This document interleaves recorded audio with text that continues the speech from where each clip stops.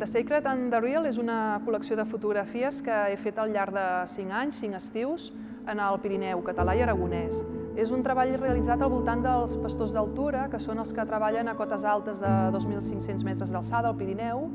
i que treballen els mesos d'estiu, juliol, agost i setembre, i que durant aquests períodes estan en aquests espais ja de gran alçada treballant amb ramats de 4.000 ovelles i també algunes cabres. Com a sagrat el que faig és presentar l'entorn de naturalesa a aquestes alçades amb totes les forces, amb tota la força que la naturalesa té en aquest entorn, com un espai gairebé com un temple sagrat, i alhora presento l'ésser humà, aquests pastors, també els animals, com un element més entre tots els altres éssers vius que formen part d'aquest tot que és la naturalesa.